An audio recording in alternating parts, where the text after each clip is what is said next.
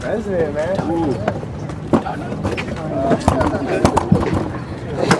Again, students come out and join us. We are getting ready to start the President Forum.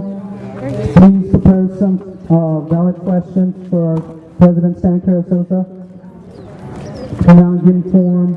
Anything that has to do with Prop 30, education, budget cuts, please come out and ask. Do you guys have any specific questions right now, or are you guys? I got a question. Sure. Wait. Where's the wireless? Hector. Is there anything you can do?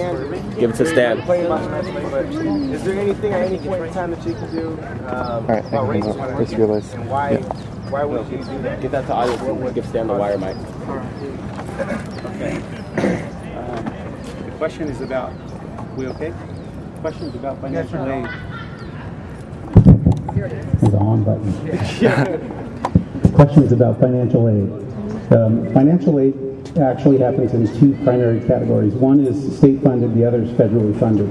Those guidelines, those recommendations are established at the state level. So there's legislation and there's Title V education code that sets the criteria for the financial aid. It isn't something that happens here locally at your college or that your college board of trustees can oversee. So both state level legislation and federal law govern the criteria for the financial aid. Usually the philosophy behind those programs is to try to provide an opportunity for students who might otherwise not be able to meet the financial obligations for college to get access to the system. So the thing that we try to do locally here is we try to make sure that we have as efficient a system as possible. And then I guess the other thing that I would ask you guys to do is also realize that we have to make sure we hold the students accountable. One of the challenges we face is that sometimes we pass through the state financial aid to students, and if they don't complete their coursework but they've already spent their financial aid and then they don't finish the semester or the year, we have a debt. The state has given us money to fund a student, but the student didn't complete their work. They hold us accountable for that bill. It's kind of like we get stuff holding the bag. But in terms of your local college board adjusting financial aid, they don't have that authority. That's state legislation or federal government. So will there be any way of petitioning that, or do we just have to be a certain criteria for them to do that? No, you can work through our local legislators. We've got Connie Conway, who represents the 54th District here. She's right out of Tulare. You can Google her online. You can send an email to her assistant. Her assistant will email you back. He's a good guy. I've met him. You share your concerns with him, and then one of the things that would be good is if you do have a number of students who would like to either see changes in the financial aid criteria or more financial aid available, put that package together in an email and send it to her. Connie Conway's her name. She has a local website. She's our state assemblywoman that represents us from Tulare, Visalia. Yes, dear. Why don't we have financial aid? I'm not financial aid, I'm sorry. Summer school. I was going to say replay. Summer school, I understand, was suspended 2 summers ago. So last year was our second summer without summer school. And one of the things that we've tried to do to offset the cuts in our general fund budget, the state's cut our funding. It costs us additional money to run summer school. So when the administration came down to trying to figure out how to balance our budget, one of the things they looked at is we have so much money that we spend on the classes that we offer during the fall and the spring, and then we have additional money that we spend on summer. The highest enrollment periods, obviously, are fall and spring. So they've maintained those 2 semesters, and in order to save money, the simple answer to your question is budget cuts force the reduction of summer school. Until the state can restore some of our money or can figure out a way to offer summer school less expensive, they had to suspend summer school. My goal is to try to get summer school back and do that as early as 2013-14. And we're going to try to reduce the cost we spend on summer school so that we can make it more affordable for the college. Question. Yes, sir. You guys have a contingency plan in case 30 gets axed? Yeah, we do. That's a great question. You all know that today's election day. Prop 30 is on the ballot. We've had to propose to our College Board of Trustees a contingency plan for those budget cuts. What I shared with you last time we were out here is that our single-year deficit as a college, we have about a $45 million budget. That's money in and expenses out, okay? In the single year exchange of that money in and expenses out, we're running about $4.5 million in the red. So 4.5 on 45 is about 10%. We have about a 10% deficit in our current budget, which means we're spending 4.5 million more than we're getting in revenue. The only way we can stay open if we continue to do that is we better have some savings, right, to throw at that deficit. We've been spending down that savings, and what we've showed our board is that the savings runs out in 2013. So we need to make some cuts now in the actual expenses. So what we have proposed is to continue to cut administrative services. That means if we can, we eliminate administrative positions, administrative services, administrative support. There's going to continue to be some reduction, you guys, in the number of classes we offer in what we call low demand areas. So we're looking at where everybody enrolls. We're looking at the highest demand for classes. We have high demands in English, high demands in math, high demands in science, some of those transfer classes. We have lower demands in some other classes. So even though you may be one of those students who really wants or needs that lower demand class, if we have a class of 15 and we have a class of 50, we're going to preserve the class of 50 because it serves more kids, right? We may lose the class of 15. So we're going to make some cuts in some classes to try to reduce costs. So reducing administrative costs, reducing classes. The second thing we're going to do is we're going to spend some more of those reserves. We do have money in special accounts. Those accounts are for special purposes. So if those accounts can help us pay our annual bills 1 year at a time for the next 2 years, we're willing to spend down those reserves and see if the economy can turn around. But the third part of it is, and this is maybe the controversial part you hear a little bit about, is we are asking all the employees to consider a reduction in salaries and a change in the health insurance that's provided to the employees. So let's just say in order to balance our budget, we needed to show a 3 to 5% salary cut across the board for the president, for the administrators, for the faculty, and for the classified staff. If everybody did that, what we showed our board is we have a plan over the next 2 years to stop the deficit and balance our budget. But it's going to require those three parts, kind of a combined package of saving the costs. The one thing I shared with everybody when I got to COS back in July, though, is I said the college is 85 years old. It's served, hundreds of thousands of students over the years. We're not going to let it fail. So even though you may have to make some small sacrifices and you may experience some cuts in classes, faculty and administrators will do the same, but it's all to keep the doors open because we're not going to let the college go under. So to summarize with all this rhetoric is that it's going to get a whole lot worse before it gets even close to better? Well, it has the potential. If Prop 30 fails, what I've shared with you is what we have planned. 3 areas of cuts: administration classes, spending the reserves, salary and benefits. If Prop 30 passes, we don't have to cut $4.5 million. That deficit gets shrunk. We keep some more of our revenue, and we end up only having to cut about $1.5 million. So then we've got to figure out how to adjust those 3 areas to reduce it and cut the $1.5 million.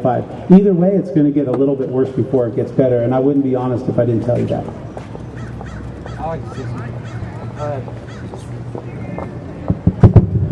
Like anyone that has questions, I like to encourage them to use the microphone. That way the rest of the students around campus can hear the questions that you guys are asking, and that way they can hear the response from our president. So if you guys can please use the microphone. Thank you. So does anyone have another question?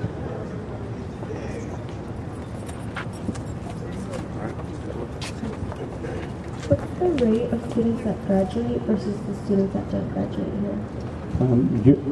That's a great question because it's kind of an interesting and moving target. On a straight, what we call retention rate, which is students who meet the transfer criteria to go from here to 4-year university, it's about 37%. Now, we don't like 37% if our goal is 100%, right? Because 37% is a little bit low.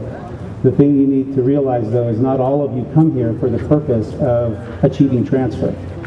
So one of the things we're working on is categorizing our students better when they come into the system so that when you get here, you tell us what it is you want to do. If you want to earn an associate arts degree, that would be in one category. If you want to, quote, graduate or transfer, that would be another category. If you want to earn a certificate or a license to go to work, that's a third category. And what we found is that if we can get you guys into those categories, then track your success, we have higher rates of success.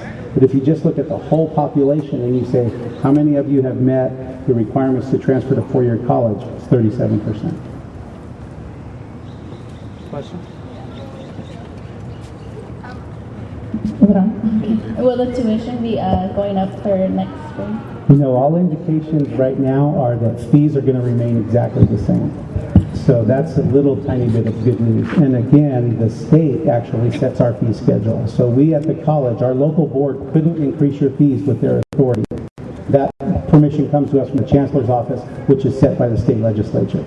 And right now, in order to keep college as affordable, especially community college, as affordable as possible for all of you, there's no indication that fees are going to be increased next semester. I have a quick question pertaining the Tulare campus being open, and as far as the budget cuts here on our Visalia campus being a little constrained. Wouldn't it have been better if we opened the Tulare campus if the Proposition 30 would pass? Since we're, if it doesn't pass, we're going to be reducing our budget.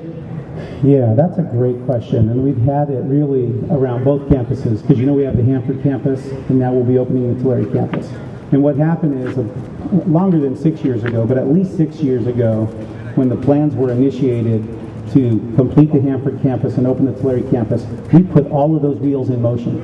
And that was a time 6 years ago when we were growing in enrollment and growing in revenue. No one, I think, predicted how badly the economy would turn around and how long this economic recession would last.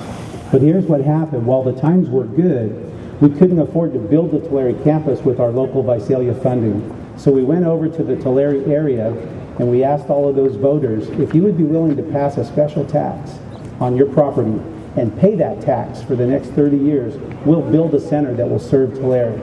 And they passed it.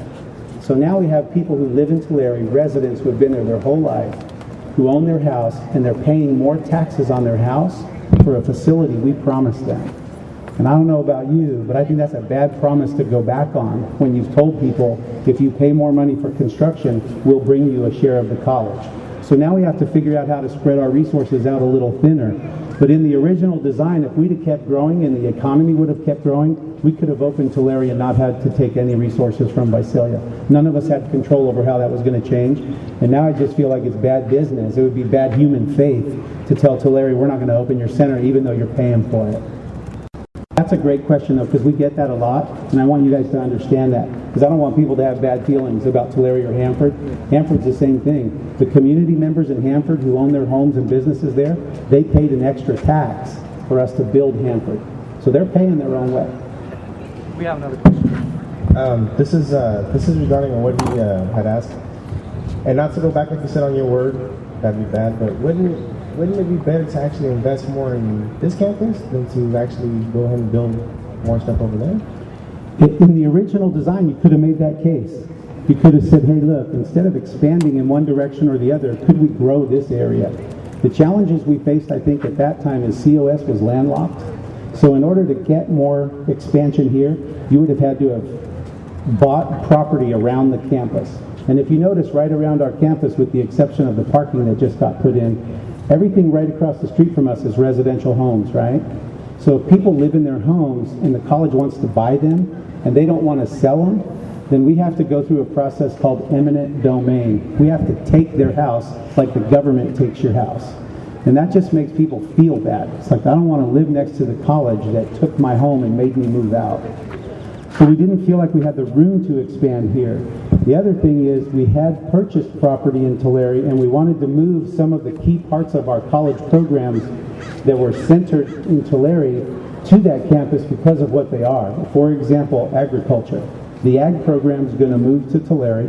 Tulare is the #1 ag city in the county. The county is the #1 dairy county in the country. So it made sense to have ag next to the Ag Tech Center and those kinds of connections to make ag instruction as international as that could be for our students. So there was a big plan in mind. Like I said, it just got detoured with this tough economic downturn. But that's the reason I don't think they built up here on this campus, because we were landlocked and we would have had to impose on our neighbors and take property away from them around us in order to expand. Yes? Why do we have 3 times as many games as we are allowed? We don't. If we fire the 2/3 of the deans, we could add more classes and cut prices to the classes. Right. There's faculty cheering in their rooms right now based on that statement you just made. Here's how the administration structure works. First of all, I haven't seen any official report that shows we have more deans than we're allowed. Because some of the people that I talked to said that they took it to court, and the court said you guys have way too many deans. You guys said we're sorry, but you still added more deans and still hired more deans. Yeah, I guess I haven't seen those court cases yet. I haven't seen any of that past information. What I do know is this. I know that we at one time had 3 deans when we were a single campus college. And we went through an accreditation like we just finished. Every 6 years we go through accreditation. And that accreditation recommendation was that we were understaffed in the areas of academic dean. So they were encouraging the administration at that time to actually add dean positions. So they added dean positions because there were only 3 and we were a campus at that time approaching 10,000 students. So they increased the number of deans to 5. And what we're doing now is we're back on the other end of that. As you may have learned recently, Mr. Calvin, who was the Dean of Business and Social Sciences, got promoted effective January 1st to the Vice President position. The Dean job behind his is now going to be collapsed. We're going to eliminate that one. And we're looking at other areas in the second semester to reduce deans as well. But if there's been additional administrators or deans brought onto the campus, it's either been because of a recommendation because we were understaffed, or we've gotten a big grant program that in the grant requires you to have a coordinator or an administrator. So there's some money that's being brought into the campus by big federal and state grants, but when you get that federal or state grant, it requires you to have an administrator to manage that grant. And the grant pays for it. So it doesn't come out of your class money or your book money. So we are trying. We have made one reduction, and we're trying to make a second reduction in the second semester. And that would basically eliminate the 2 that were added when we were told we were too short. That's a great question, though. Thanks. Anyone else have a question? Right here in the front row. How long have you been president of post-secondary school? This is my first assignment as a community college superintendent administrator. I started July 1st, and that's the post-secondary part of it. Prior to that, I was a K-12 educator. So I was a high school teacher by trade, a science instructor, and a high school assistant principal, and then a high school principal. And then for 18 years, I was superintendent of K-12 school districts, and the longest stint, for 10 years, I was superintendent of Visalia Unified School District, right here in Visalia. So this is my first opportunity to learn about the academic programs that go on at the community college level, but I have 18 years of experience as the institutional superintendent, meaning the president, the superintendent part of the job. So I'm on a learning curve, but I also have a lot of experience in some other areas that are very appropriate for our college. I'm going to make a quick announcement. Currently we have the President Open Forum. I'd like to encourage any students that are just arriving on campus to come and ask any questions to our COS President, Stan Carrizosa. Anything that has to do with education, any personal questions, with budget cuts, Prop 30, you're more than welcome to come and ask. So I encourage any of those students. Hi, Stan. How Good do I morning. generate a better variety of food on campus? I knew food was going to come up.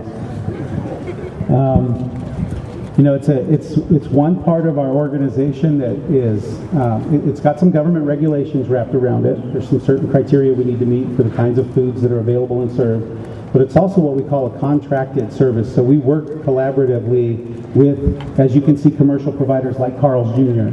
So they're annual contracts that we review and renew. And I think that would be that'd probably be a great area if you all wanted to put together a small kind of student task force and work with us on both reviewing what's there and how we can improve it. We're open for that. I think, food service is always a challenge.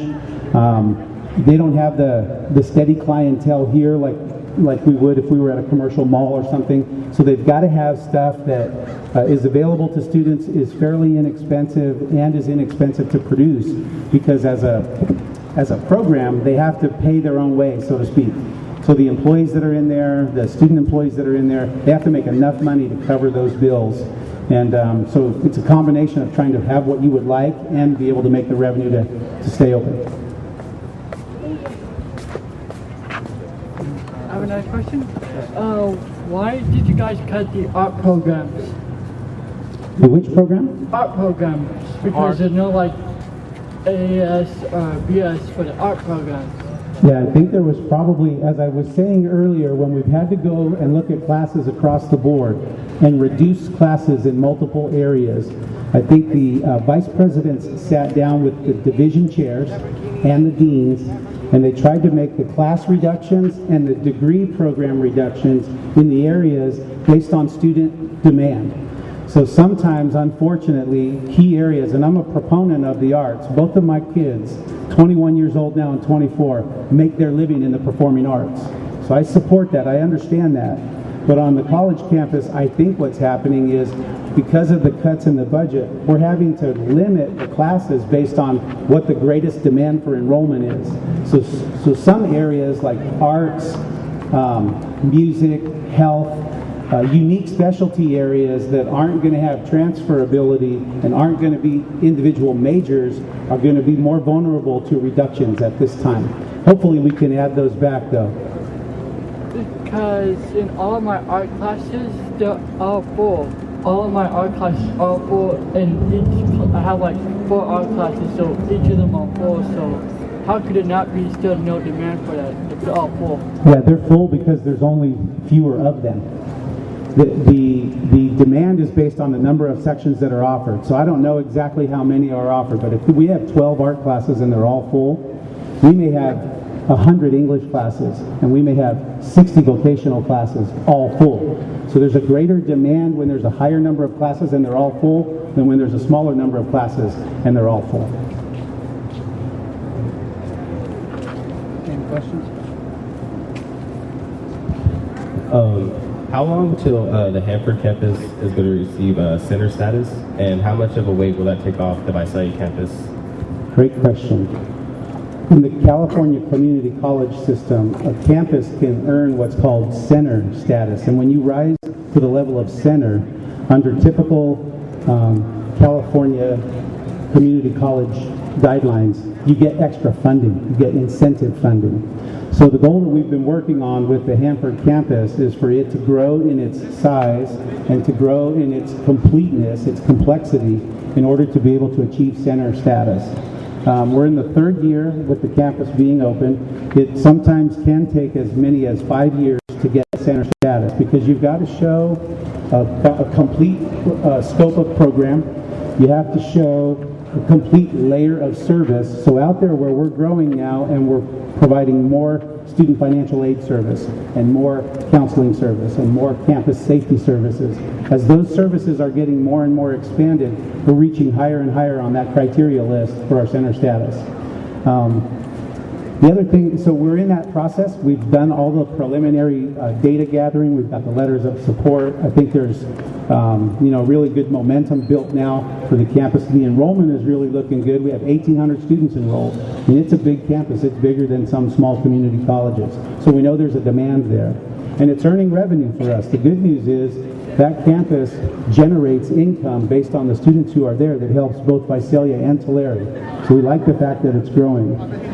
The challenge we have right now is the Chancellor's office is a little slow on whether or not they want to approve any new center programs. And if you think about it, it makes sense because the Chancellor's office is funded by the state. The state's in a desperate budget situation. They don't have money. They're in a deficit. And so they don't have extra incentive money to hand out to new campuses that are earning center status. So if Hanford was to become a center now, and let's say that earned us another $1 million a year, that $1 million in the current budget from the state has to come from other colleges. So they're going to take it from somebody else to give it to a new center, and they've told us they're a little hesitant about doing that. So we're in a holding pattern right now, 1, to complete the process, and 2, to wait, hopefully get incentive funding coming back as the state budget improves. Any other questions? Carrizosa. This is my Counseling 100 class during career planning, so I had them come down and ask a few questions for you and to meet you because nobody knew who you were, and so I wanted them to have a first look at you and to meet you, so we're going to get ready to go back to class. Good, thank you. I kind of gathered that you guys were coming from a class, and I appreciate it, and that's exactly why we're holding these forums, so that you do get the opportunity to know who your president is, and just, I know I'm not much to look at, but to see who your president is and know me when you see me on campus, and know that you guys can email me and access me, and we'll be out here.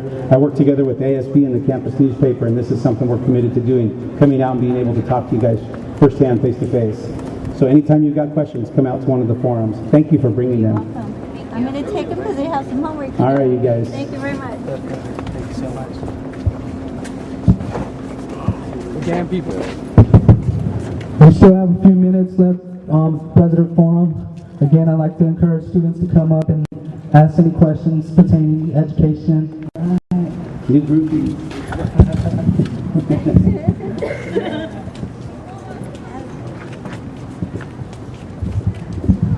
As you know, the art program is very important, like all the, theater and dance and stuff like that.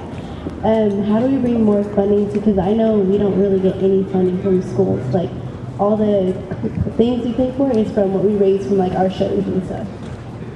So how do we get more funding? Well, that's a great question, and I think we have a bigger challenge here in the Central Valley than we might in some of the urban settings where there's a greater appetite for art. So, but I can tell you this, all of the college campuses, both community college and four-year college that I've been associated with, have those kinds of programs, dance, theater, musical theater, choir, band, funded based on the revenue they generate from their events. So that model is pretty typical. Not very many colleges take money and put them into those as part of the budget because they're feeding the other academic transfer and research-based classes.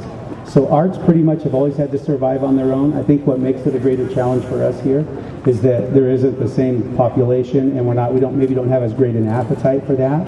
But I would say, anything that we can do to make that model work better, to either survey our area, see what the entertainment demands are, what do people like, what do they want to come and see, what's the style, what's the genre, what's the appetite for that. I know I come to watch our musical productions and our plays, and different events will draw bigger crowds than others. We need to think about what those crowd pleasers are and try to promote those, because I think what we're stuck with, I believe, is probably living off the revenue that we make. And I wish we could figure out a way to make more.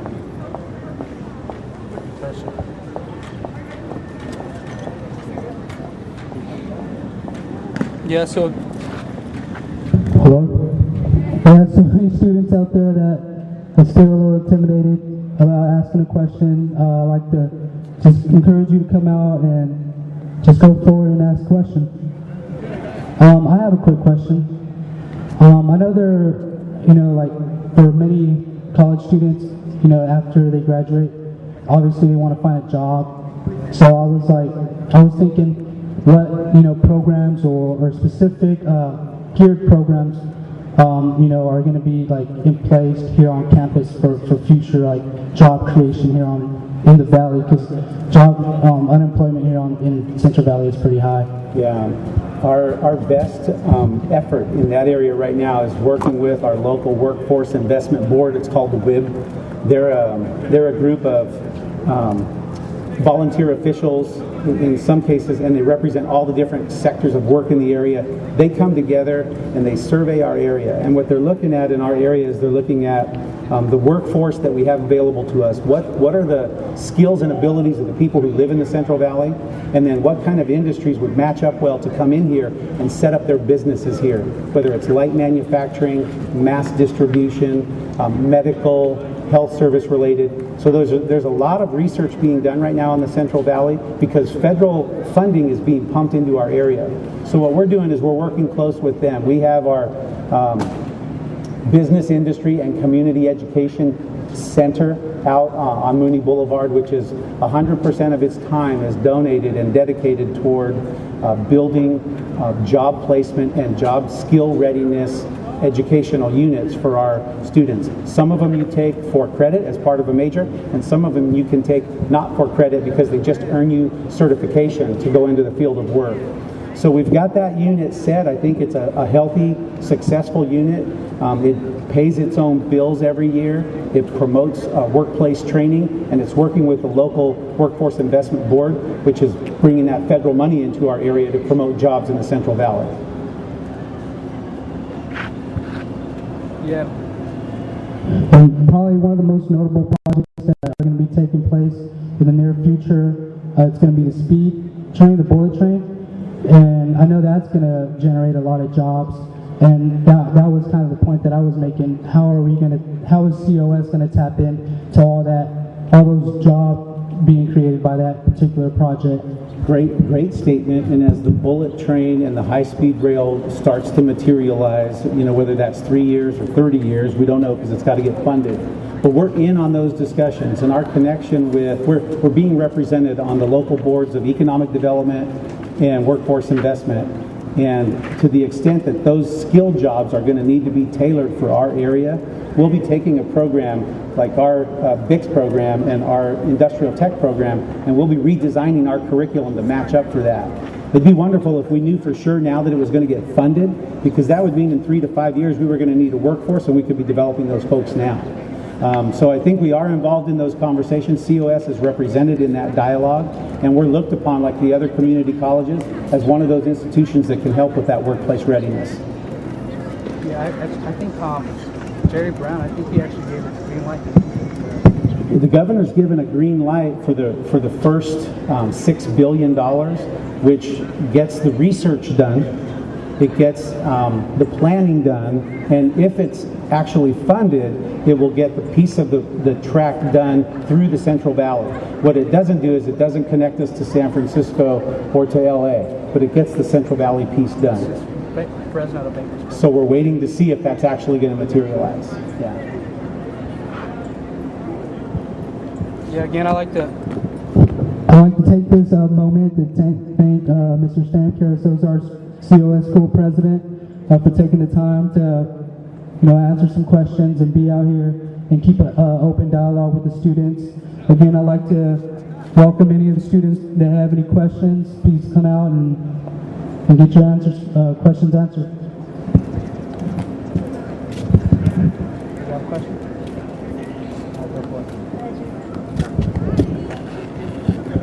My question was, I saw the video of Black Tradition and they say that they see us how to work on school services. My question was, how do you plan on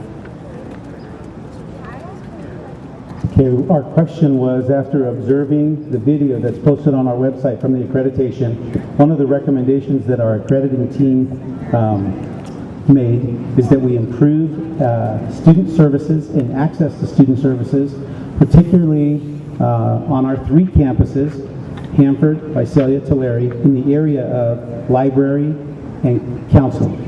So one of the things that they noticed when they visited the Hanford Center, and it goes a little bit to the question you asked earlier, is that we haven't really started to disperse enough counseling and library service out to that remote location. So they want us to work on that, and they also want us to work on a plan to make sure that when we open Tulare, we've got a plan to bring counseling and library services there. So as you can imagine, in this tough budget, there isn't a lot of new money to just hire additional staff. So we're having to take a look internally.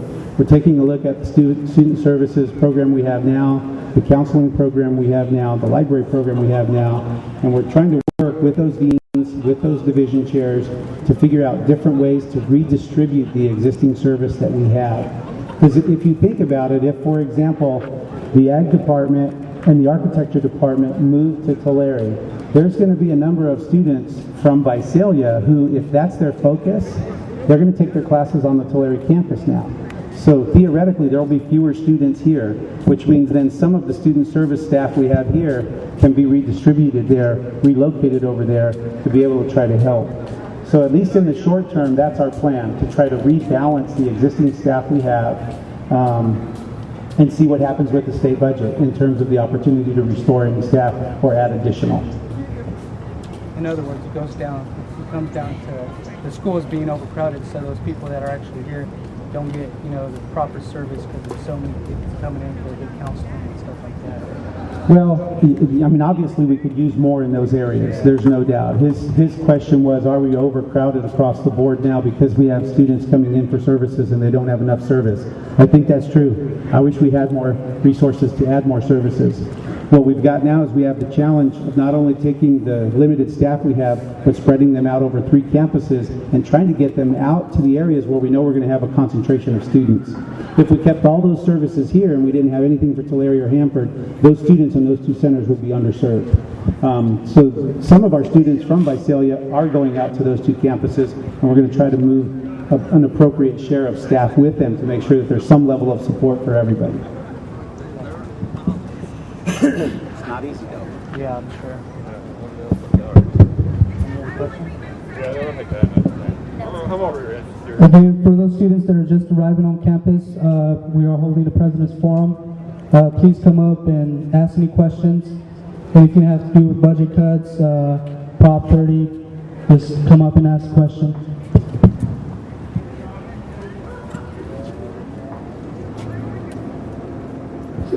We're just hoping everybody voted. Yeah, I think that's why everyone's doing it now.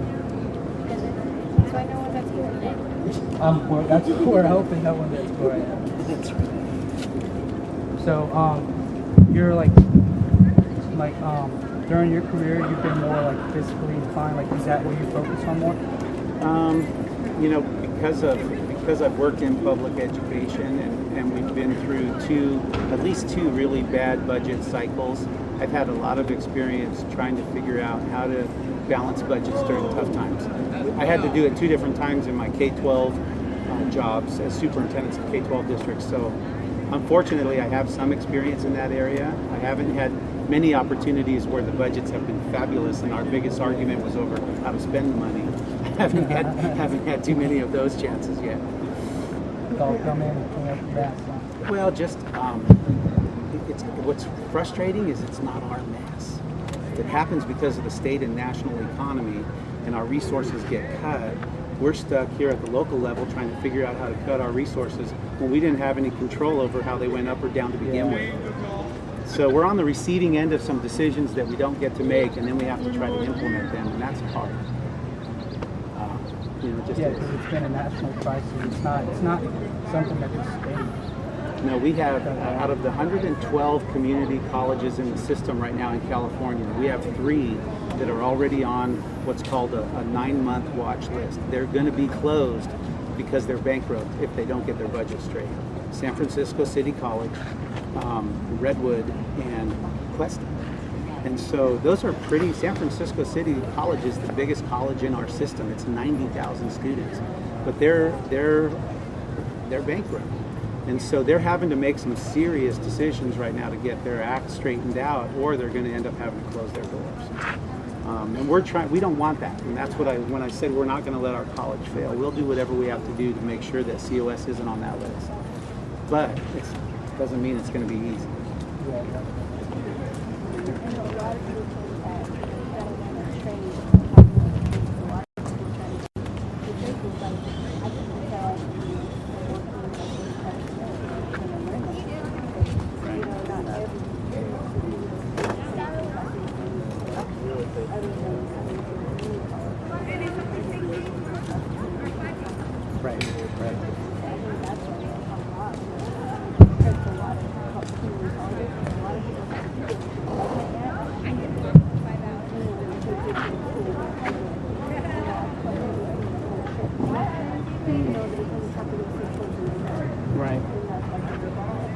And you know what? I guess it's fair to say that there's a market for both. And I don't know that we should judge, because I think some people who take that shorter term pathway, a 6-month or a 1-year program, it gets me certification, I can go to work and I can be a physical therapy assistant. You know, that's a good gig. Do that, take that. But so what we're doing at the community college level is we're trying to do a little bit of both. When I described our BIC center, that Industry and Education Center, that's what that place is really about. It's an opportunity. So if people can't afford San Joaquin Valley College, for example, but they can pay the fees out here to go to BIC, they get a certification because they didn't want to go four-year college, but they wanted something to elevate them into the workforce. So we're trying to be, we're trying to be available to both of those interests. But especially, here, if you want to transfer, get your academic coursework in and transfer to college, university, get your degree. The flip side of that, and I'm not arguing, I'm just saying you got to look at all of it, is how many folks do you know right now that finally finished four-year school, graduated with their college degree, and they're struggling with it. So sometimes it's what's the pathway you're looking for? What's the job pathway you're looking for, and how's the best way to get there? Jobs right now, just in 8 days. And I mean, that's right, because we need to generate more jobs. That's the whole economic downturn right now, is there isn't enough work for any of us.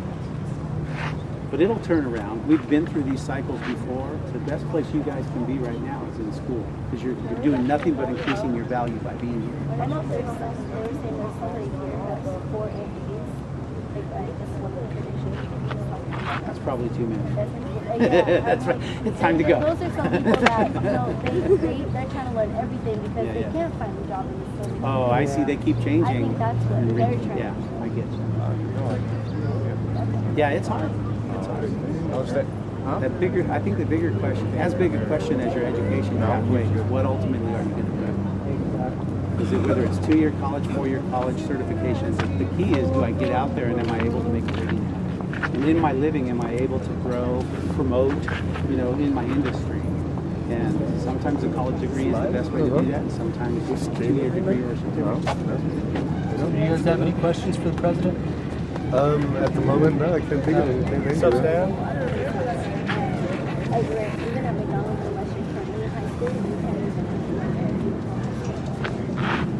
Everything's going up. Really? Yeah. Everything's going up now because there's more people looking for jobs, so the people out there are more qualified. I mean, a lot of people are doing, I know, a lot of people, they do tech services, like Manpower, like places for yeah, because then they put you out into temporary positions. Right, I mean, right now, people's friends are jobs like that's the best thing to do.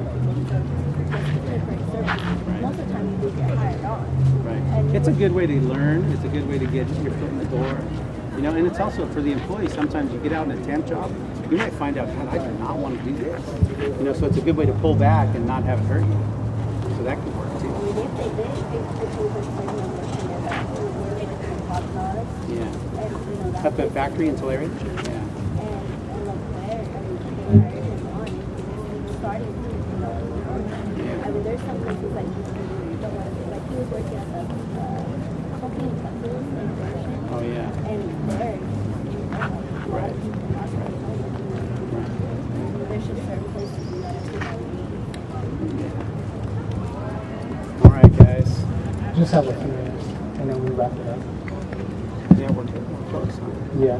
Yeah, so I want to take this time to let everyone know that we just have a few minutes left of the President Forum, so you're more than welcome to come up and ask any questions.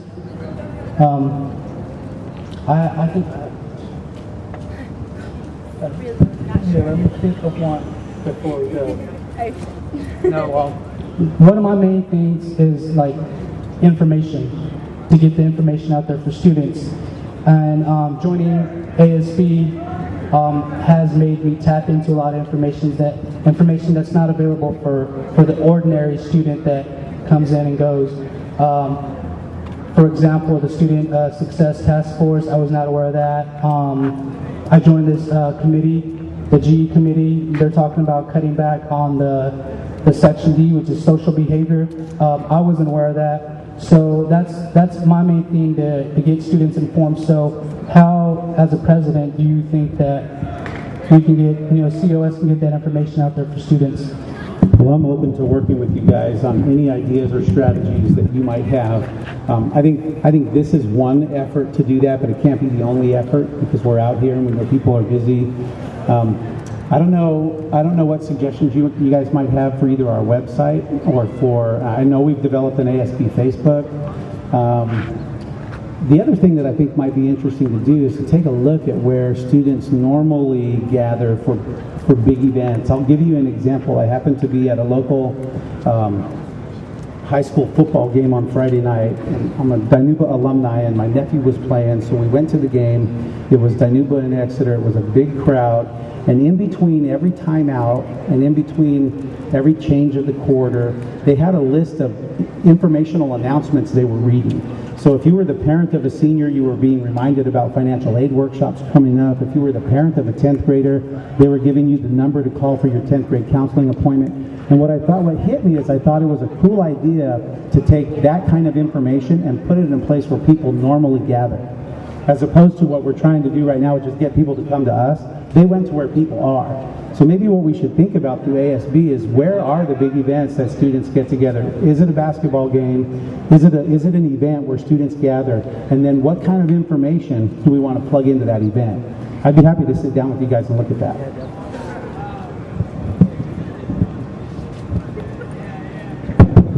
Well, I guess that's about it. It's been a success. Again, I'd like to thank our COS President, Stan Carrizosa, for taking the time and answering questions. Again, I look forward to doing this again, and look out for ASB. So, thank you.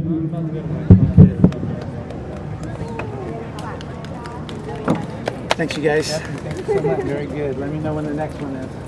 All right. And this one, I haven't seen you. Have you been missing College Council? No, I missed one. This one? So much I missed. Okay, good. No worries. Okay. Thanks, you guys. Thank you. Yeah, good job. Thank you for setting up. Yeah, definitely. Well, it was kind of like